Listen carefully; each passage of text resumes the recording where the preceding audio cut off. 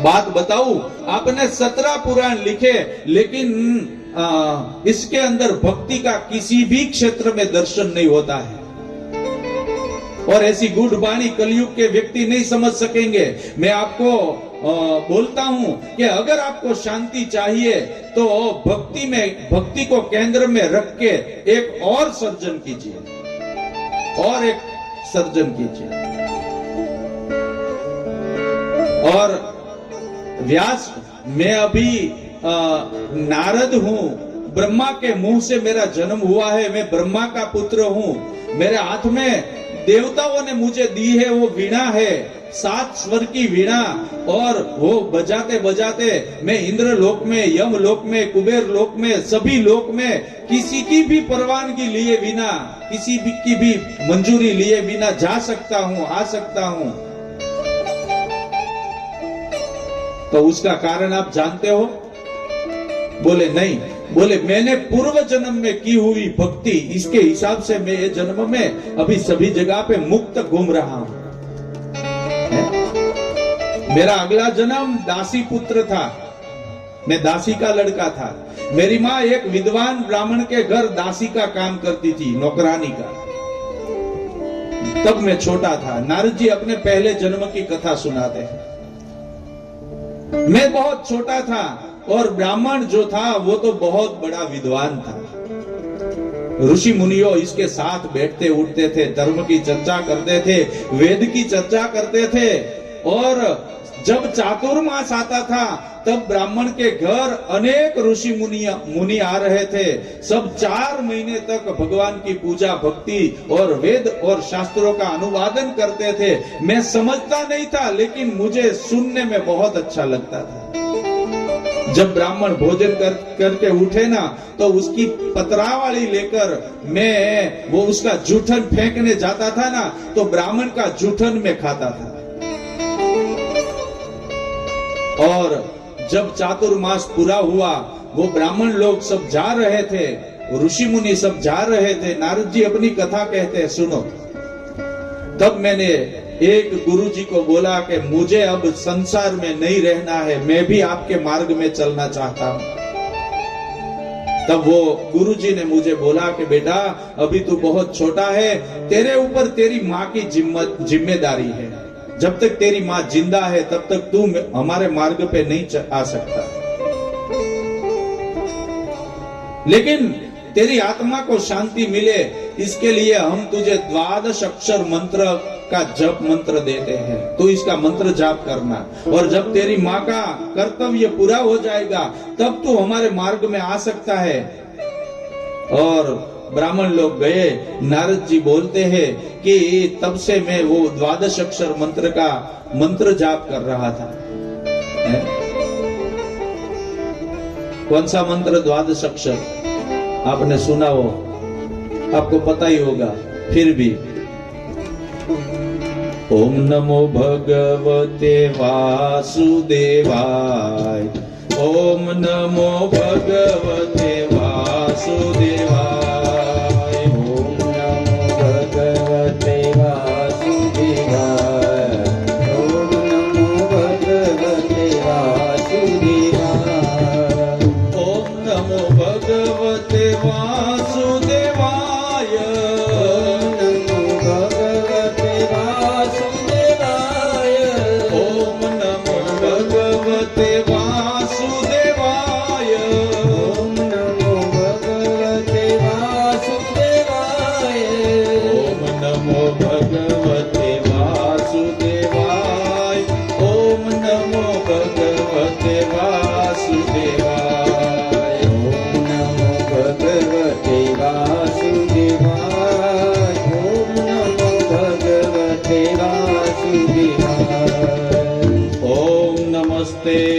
नमो भगवते तुभ्यं वासुदेवाय धीमहि प्रद्युम्नाय अनिरुद्धाय च नमः संकर्षणाय च। ओम नमो भगवते वासुदेवाय, ओम नमो भगवते वासुदेवाय, ओम नमो भगवते वासुदेवाय।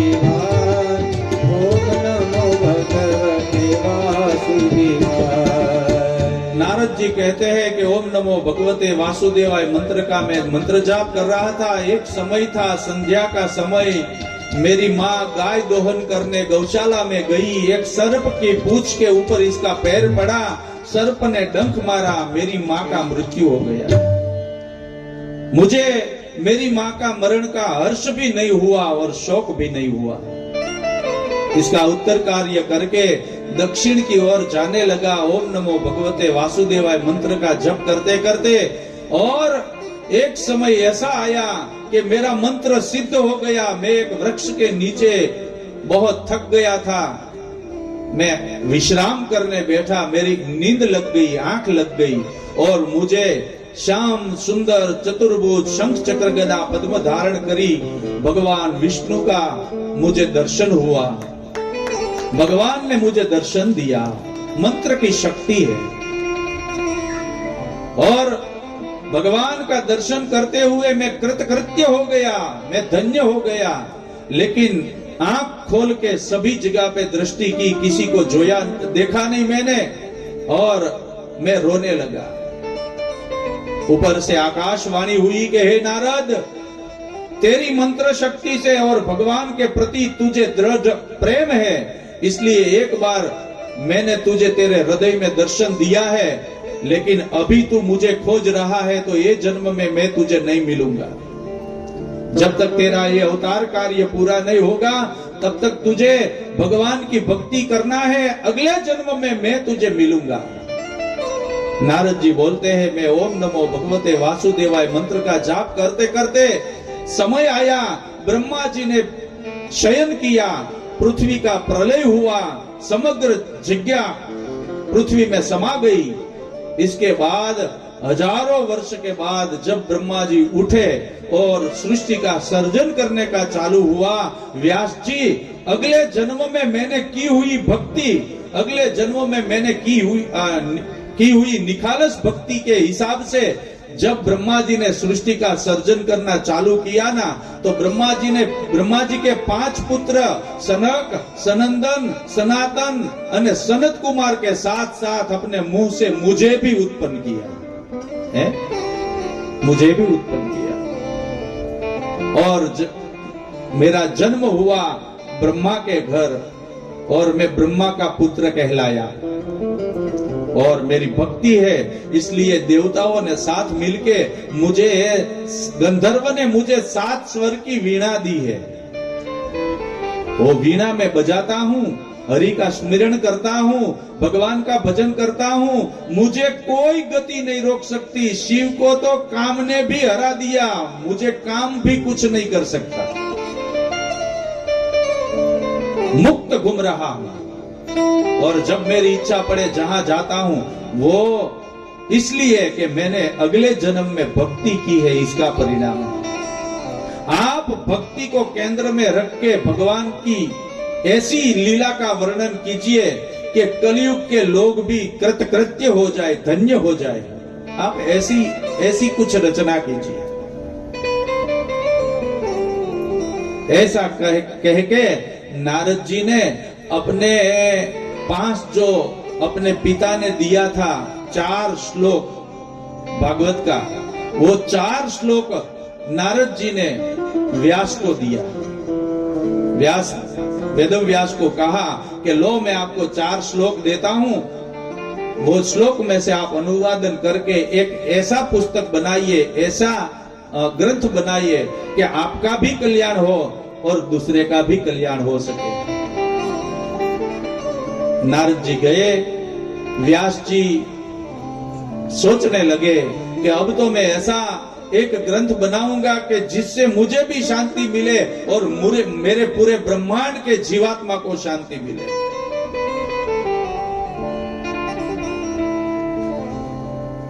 सुबह में उठते ब्रह्म मुहूर्त में व्यास जी उठे, सरस्वती नदी के अंदर स्नान किया,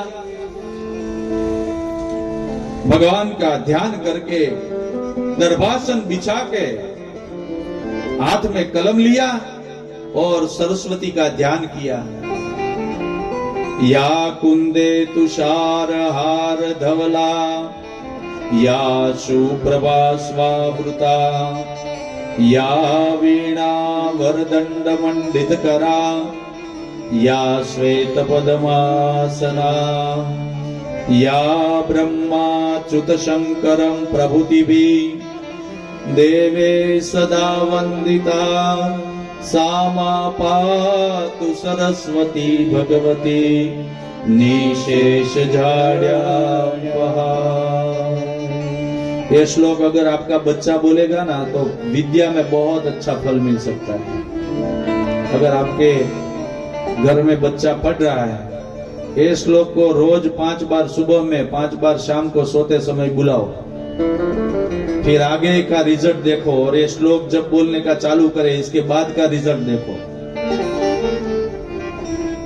हाँ, फिर आपको जन्म पत्रिका दिखाने की जरूरत नहीं पड़ेगी कि मेरा बच्चा पढ़ रहा है लेकिन ध्यान नहीं दे रहा है? सूर्य को जिस बच्चा पानी चढ़ाता है सुबह में, फिर वो लड़की हो या लड़का हो, ऐसा नहीं है। सूर्य भगवान ने ऐसा नहीं कहा है कि औरत लोग ही मुझे जल चढ़ा सकती है, पुरुष को भी चढ़ाना चाहिए, जल अर्पण करना चाहिए, अर्घ्य अर्पण करना चाहिए। सूर्य को जो लड़का है, जो लड़की छोटी उम्र से अगर जल चढ़ाता है और सरस्वती माता का ध्यान करता है, इसके जीवन में विद्या, अनहद विद्या आती है, इसकी कोई हद नहीं है। हाथ में कलम लिया और मां सरस्वती का ध्यान किया, और ध्यान करते समय जो व्यास ने बंद आंखों से देखा, माताजी सरस्वती ने जितनी सहाय की, 4 श्लोक में से 18,000 श्लोक करके 12 स्कंद के अंदर बहुत से प्रकरण बना के, बहुत से शब्द श्लोक इसके अंदर रख के एक पुस्तक बनाया। और जब पुस्तक पूरा हुआ तब व्यास को ऐसा शांति मिला कि व्यास गदगद हो गए। 18,000 श्लोक बना के 12 स्कंद में पूरा पुस्तक तैयार किया, और उसका नाम है श्रीमद् भागवत पुराण है। एतस्मात् परम किंचिन् मन शुद्धेन विद्यते, जन्मांतरे भवेत् पुण्यम कथा भागवती लभे। पहले दिन मैंने ये श्लोक बोला था, पहले दिन। एतस्मात् परम किंचिन् मन शुद्धेन विद्यते, जिसका मन शुद्ध हो गया हो और जिसके एक जन्म के नहीं, अगले हजारों जन्म के पुण्य जब उदय होते हैं, तब भागवत करने का नहीं, भागवत सुनने का विचार आता है। सुनने का विचार कब आता है? ए तस्मात् परम किंचिन मन शुद्धेन, मन शुद्ध हो गया हो। मन शुद्धेन विद्यते जन्मांतरे भवेत् पुण्यम। जन्मांतरे, अनेक जन्म के पुण्य का जब उदय होता है ना, तब व्यक्ति को ऐसा होता है कि हमारे गांव में भागवत की कथा चल रही है, तो मुझे 7 दिन तक इसके अंदर बैठ के कथा सुननी है। ये हजारों जन्म के पुण्य जब उदय होते हैं तब ऐसा विचार आता है, वरना बाजू में से निकल जाते हैं, देखते भी नहीं है। हाँ।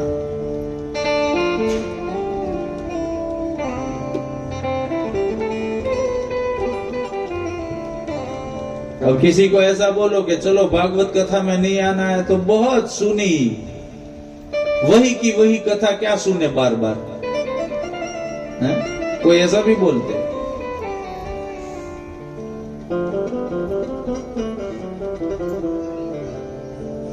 24 अवतार की कथा है हमारे वहां, 24 अवतार भागवत जी में 24 अवतार की कथा बताई है। ध्यान से सुनिए। प्रथम अवतार भगवान सनत कुमार का लेते हैं, सनत कुमार का अवतार।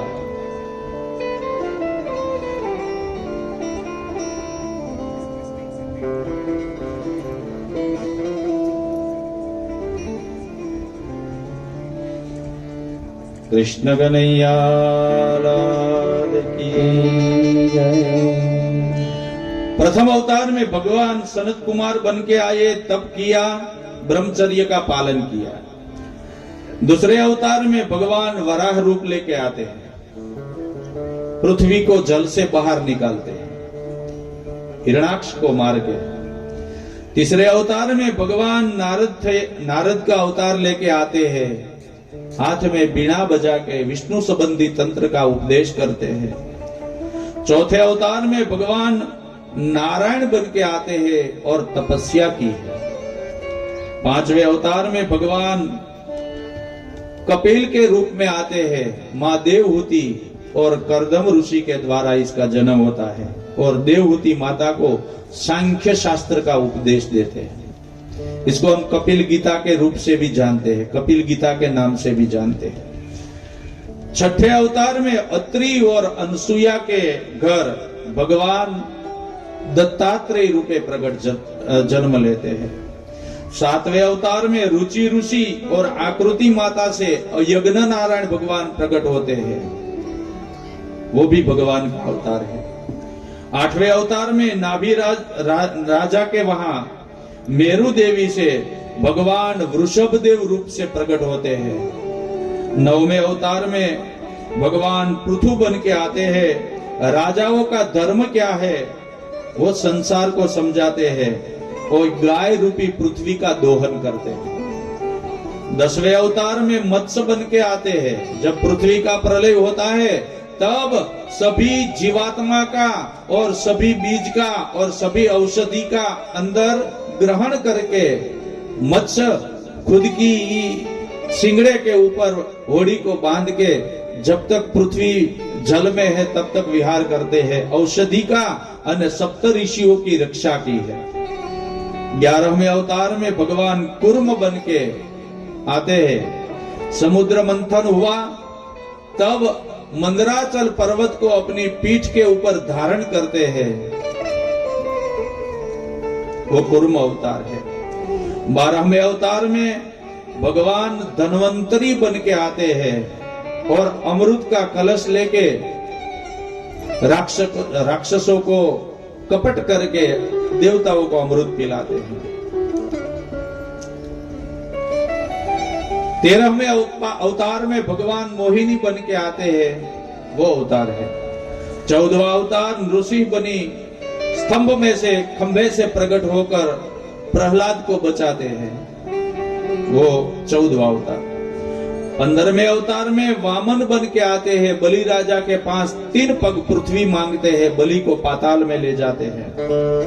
16वें अवतार में परशुराम बन के आते हैं और 21 बार पृथ्वी को नक्षत्री करते हैं, क्षत्रिय का संहार करते हैं। 17वें अवतार में भगवान वेदम व्यास बन के आते हैं, 4 वेद की 18 पुराण की रचना की है। 18वें अवतार में भगवान राम और लक्ष्मण बन के आते हैं, मर्यादा का पालन करते हैं, रावण का संहार करते हैं। समुद्र के ऊपर सेतु बांध के लंका में जाके पूरे राक्षसी वंश का विनाश करते हैं। 19वें अवतार में भगवान 19वें और 20वें अवतार में भगवान बड़े भाई के रूप में बलराम बनते हैं और छोटे भाई के रूप में कृष्ण बन के मां देवकी के कोख से जन्म लेकर ऋषि मुनियों को संतोष कर देते हैं और राक्षसों का विनाश करते हैं। 21वें अवतार में भगवान ध्रुव जी जहां तप करते हैं उसको दर्शन देने आते हैं, वो 21वां अवतार है। 22वें अवतार में जब गजेंद्र हाथी एक तालाब में पानी पीने जाता है और मगरमच्छ इसका पैर पकड़ लेता है, और जब हाथी भगवान को पुकारता है तब भगवान हाथी को बचाने के लिए आते हैं, वो भी हरि अवतार है। 23वें अवतार में हमारे वहां हंसा अवतार की भी कथा आई है। जब राक्षस वेद को हर के ले गया तब भगवान हंस बन के आए और वेद का और पुराण की रक्षा करके राक्षस को मार के वेद हर के फिर ब्रह्मा जी को सुकृत करते हैं, वो अवतार है। वैसे तो हयग्रीव अवतार भी है, ऐसे गिनिए तो 24 हो जाता है। और दूसरा एक कल की अवतार अभी बाकी है, कल की अवतार अभी बाकी है। वैसे हम मानते हैं कि 24 अवतार है, लेकिन भगवान के पूर्ण अवतार दशावतार की कथा हम सुनते हैं। 10 अवतार भगवान के पूर्ण अवतार है, बाकी अंशा अवतार है। ऐसे ऐसे बहुत से अवतार लेके भगवान पापियों का संहार करते हैं और रक्षा करते हैं। ध्यान से कथा सुन रहे हो आप। इदम भागवतम नाम पुराणम ब्रह्म संहितम उत्तम लोक चरितम चकार भगवान मुनि। इदम भागवतम नाम, ये 24 अवतारों की जो कथा है, 18 पुराण में श्रीमद् भागवत की जो कथा है, 18,000 श्लोक, 335 अध्याय, ये पूरे जो शास्त्र बना है, जो पुराण बना है, इदम भागवतम नामम, इसका नाम रखा गया है श्रीमद् भागवत महापुराण। मैंने पहले दिन आपको समझाया कि श्रीमद् शब्द कोई भी ग्रंथ के आगे नहीं लगता है। श्रीमद् रामायण न बोल सकेंगे आप, श्रीमद् शिव पुराण नहीं बोलेंगे, श्रीमद् विष्णु पुराण नहीं बोलेंगे। सिर्फ 2 ग्रंथ के आगे श्रीमद् शब्द लगता है, और वो इसलिए लगता है कि वो पुस्तक नहीं है, खुद कृष्ण का ही स्वरूप है, खुद कृष्ण का स्वरूप है। श्रीमद् भागवत वो भी कृष्ण का घूमता फिरता एक स्वरूप है। और दूसरा, कुरुक्षेत्र के मैदान में अर्जुन को जो गाई गई गीता जी है, श्रीमद् भगवत गीता, अपने मुंह से भगवान, ये भागवत भी भगवान खुद अपने मुंह से गाते हैं। अब ऐसे भागवत को सुखदेव जी ने परीक्षित को कथा सुनाई, तो आप सुखदेव जी के पास जाके आप पूछोगे कि भागवत आपका है, तो वो बोलेंगे नहीं भाई मेरा नहीं है, मैंने तो मेरे पिताजी के पास, व्यास जी के पास से सीखा है? और व्यास को पूछोगे कि ये भागवत आपका है, तो व्यास बोलेंगे नहीं भाई ये मेरा नहीं है, मुझे तो नारद जी ने 4 श्लोक दिया, इसमें से मैंने विस्तार किया। नारद जी को पूछोगे कि ये भागवत आपका है, तो बोले नहीं मैंने तो मेरे पिताजी के पास से लिया है, ब्रह्मा जी ने दिया था। और ब्रह्मा जी को पूछोगे कि ये भागवत आपका है, तो ब्रह्मा जी बोलेंगे भाई मेरा कुछ नहीं है, मुझे तो नारायण ने दिया है? नारायण ने दिया है। और नारायण कौन? नारायण कौन? भगवान कृष्ण खुद नारायण है, खुद नारायण है।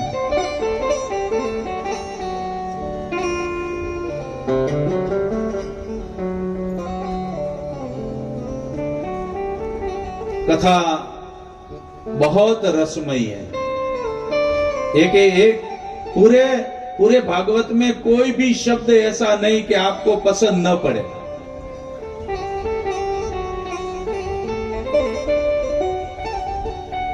इसलिए तो व्यास जी ने इसको फल बताया है। पीबत भागवतम रसमालयम मुहुरहो रसिका भुवि भावुका। पीबत भागवतम रसमालयम। हे रसिक जनों, आप भागवत को पियो, पीने का बोला, सुनो ऐसा नहीं लिखा है, पीबत भागवत। अब आप सोचोगे कि भागवत पिया कैसे जाता है? ये थोड़ी रस है। इदम भागवतम फलम, इदम भागवतम फलम शुकमुखाद रस द्रव्य संयुतम। ये श्लोक बहुत मधुर है, बहुत प्यारा है, हृदय को स्पर्श कर ले, हृदय को गदगद कर दे। ये श्लोक आप सुनोगे तो आपको बहुत आनंद आएगा। इदम भागवतम रसमालयम,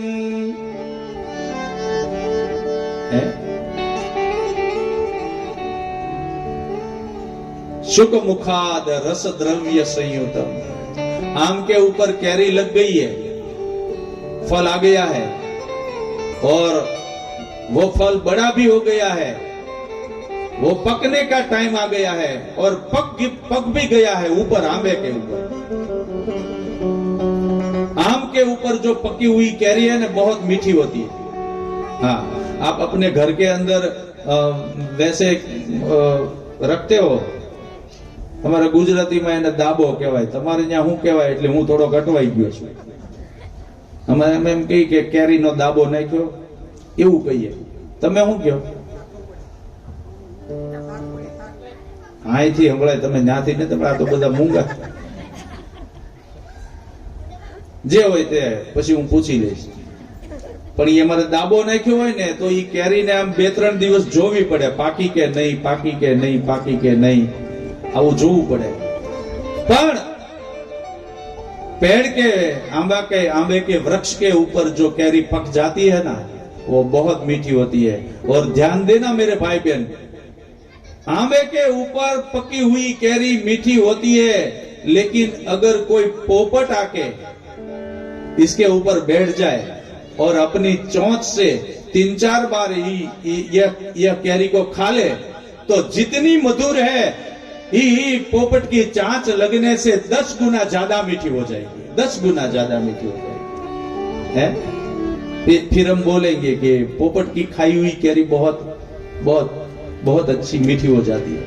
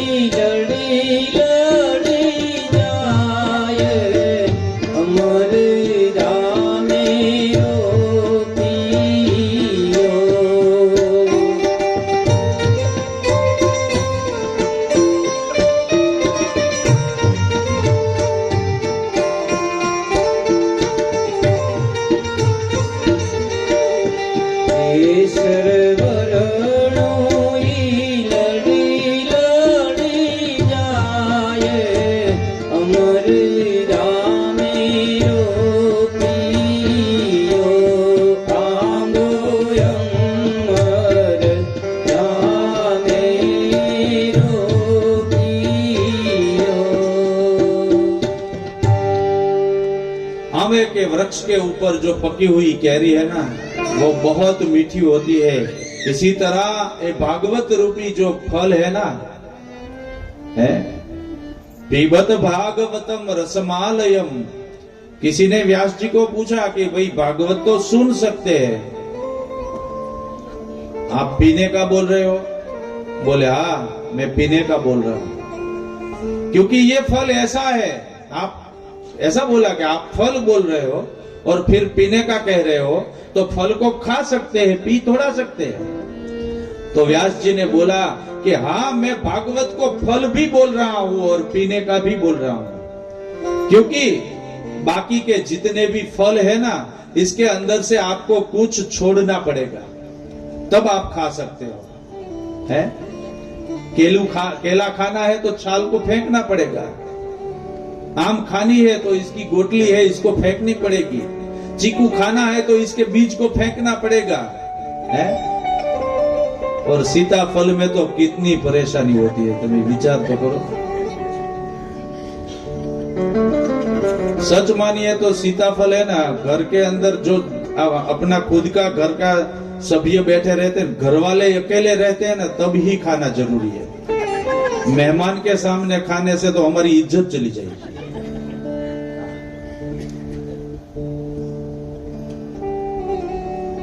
इतना बिगाड़ते हैं। हमारा गुजराती में एम के आ तो गोबरू थी, बुद्धू गोबरू थू।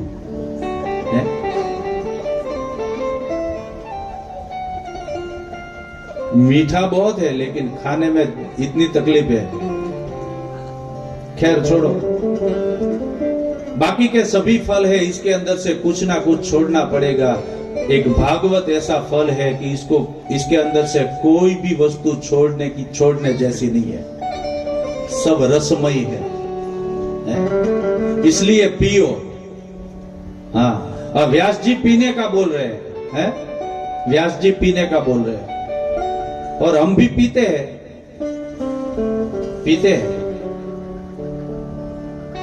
आजकल जो पीते हैं ना, वो उसकी बात मैं नहीं करता। आजकल जो पीते हैं ना लड़के, मैं तो यहाँ मंडप में बहुत सब बूढ़े बुजुर्ग लोग बैठे हैं। मैं तो सभी जो लड़के अगर दूर दूर से सुन रहे हैं तो मैं इतनी जरूर बोलूंगा कि बेटे, दूसरा कुछ पीने से अगर भागवत का नशा करोगे ना, तो वो नशा तो तुझे घंटे 2 घंटे के अंदर उतर जाएगा और तेरी शरीर की बर्बादी करके जाएगा। एक बार ये नशा करेगा तो जिंदगी भर नहीं उतरेगा और तेरा कल्याण हो जाएगा। बाकी का क्या पीना, भगवान ने कितना बनाया है हमारे लिए पीने के लिए, है? वो नशा तो सिर्फ 2 घंटा या 6 घंटा रहेगा और वो नशे में तू क्या करेगा क्या नहीं करेगा, तेरा चरित्र खराब हो जाएगा, है? तेरी शरीर की बर्बादी, तेरे घर की बर्बादी, तेरे परिवार की बर्बादी करके जाएगा। एक बार मेरे भागवत का नशा कर ले, तेरा भी कल्याण हो जाएगा, तेरे परिवार का भी कल्याण हो जाएगा, है? नशा भागवत का करना चाहिए, नशा राम नाम का करना चाहिए, नशा अपने भगवान के सामने पूजा भक्ति का नशा करना चाहिए। बाकी का नशा करके क्या करेंगे हम? शरीर की खुमारी। हमारे कवि लखे छे कि एक बार जो भागवत का नशा किया ना, चढ़ी छे खुमारी में पीधी प्रेम सूरा, पीधी प्रेम सूरा। हे जगत माहू तो, हे जगत माहू तो प्रेमी थई विचरू छु, मने जाग में त्यारो छु करो छु, मने जाग में त्यारो छु करो छु। पूछो जो मुझने के हूँ छू करो छू, पूछो सो मुझने के हूँ छू करो छू, मने जाग में जारो छू करो छू, मने जाग में जारो छू करो छू। न जाऊं कुमार के कदापि,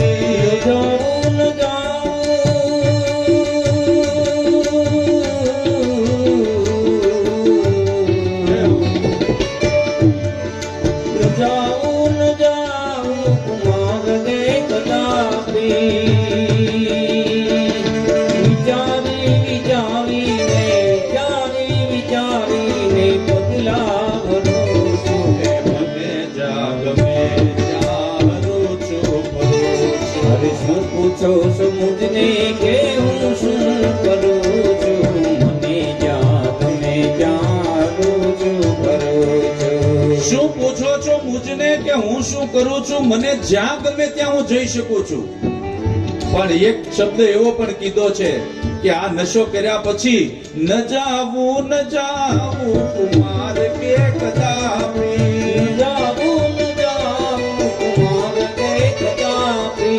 કોઈ દિવસ બીજો કોઈ માર્ગ ન લો, કુમાર્ગ ખરાબ માર્ગે કોઈ દિવસ ન જાઓ.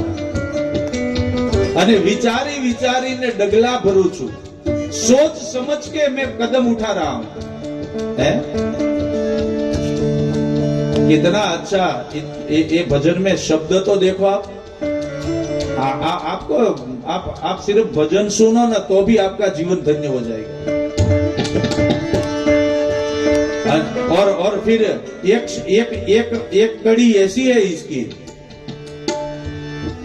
નથી બીક કોઈની મને આ જગતમાં, નથી બીક કોઈની મને આ જગતમાં, નથી બીક કોઈની હો.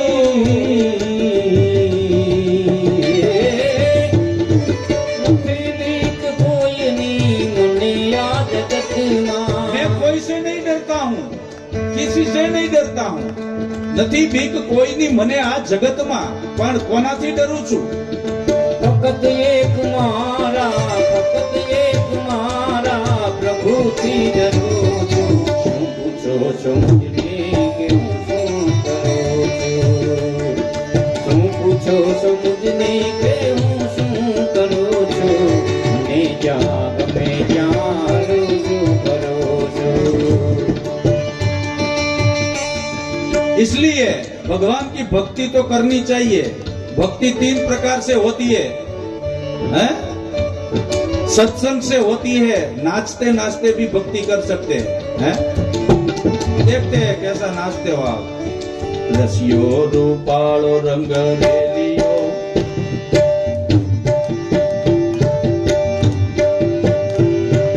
रसियो रूपालो रंग रेलियो, घेरे जाओ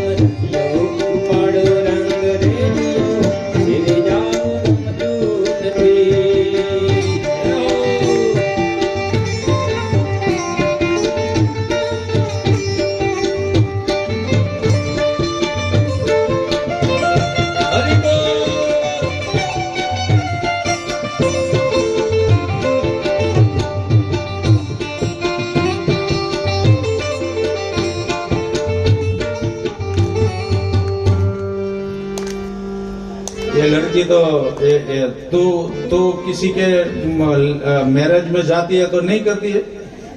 ये तो भगवान की कथा है, किसी को आग्रह करने की क्या जरूरत है. जो भगवान की कथा में नाचता है ना, तो भगवान इसके लड़के की शादी में नाचने आते हैं.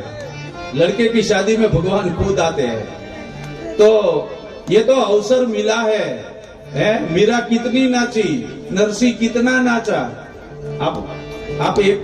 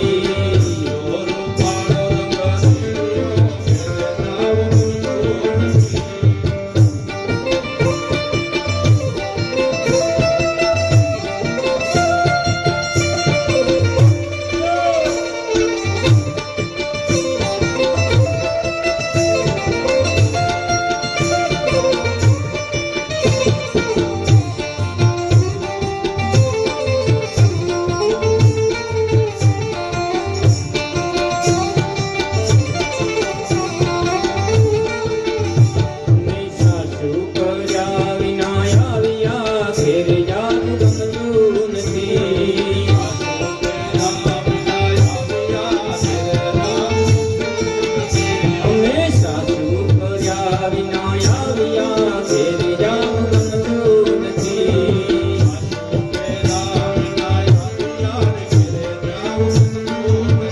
હવે જોજો, હવે જોજો, હવે જોજો સાસુ માના ઘેરે ઘેર જાવું ગમતું નથી.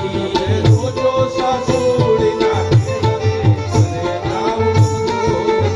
હવે જોજો સાસુ માના ઘેર રે ઘેર જાવું ગમતું નથી. જોજો સાસુમાના ઘેરે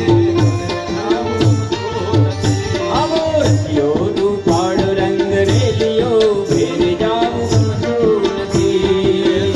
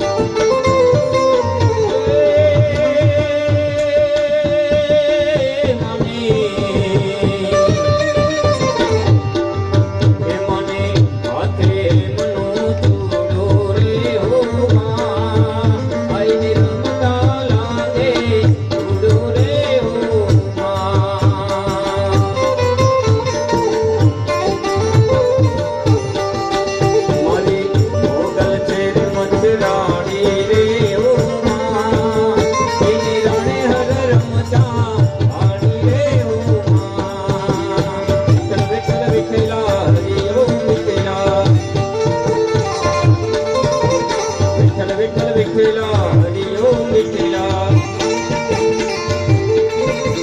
कोने कोने विठला हरि ओम विठला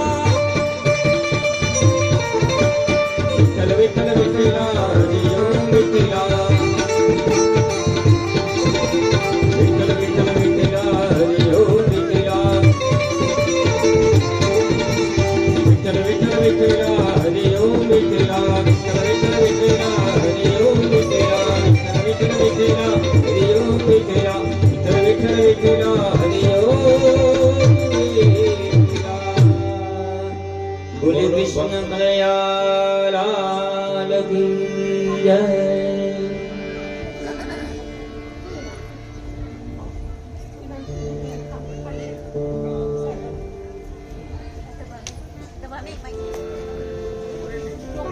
भागवत पुराण की रचना की। व्यास ने 18,000 श्लोक बना के और पूरा भागवत पुराण तैयार करके मां सरस्वती कृपा से और नारद जी के उपदेश से व्यास को इतनी शांति मिली कि व्यास सोचने लगे कि श्लोक में और ये पुराण में इतनी ताकत है कि जो मेरे मन को अगर शांति हुई तो ऐसी शांति मेरी पूरी दुनिया को मिलनी चाहिए। आ भागवत मने जे रीते शांति आपे આવી જ શાંતિ મારા આખા સમાજને આખી દુનિયાને મળવી પડે। આ ભાગવત ઘર ઘર સુધી જન જન સુધી ને લોક લોક સુધી પહોંચવું જોઈએ। પણ કોણ પહોંચાડે? व्यास सोचने लगे कि ये भागवत घर घर तक और जन जन तक कौन पहुंचाएगा। दूर नजर करते हैं तो अपने खुद के बेटे सुखदेव के ऊपर इसकी नजर जाती है कि मेरा सुखदेव जन्म के साथ मेरा आश्रम छोड़ के चला गया है। अगर वो होता तो वो जरूर ये भागवत पढ़ता, सीखता और जरूर अनेक लोगों का कल्याण करता, लेकिन वो तो है ही नहीं, घर छोड़ के चला गया।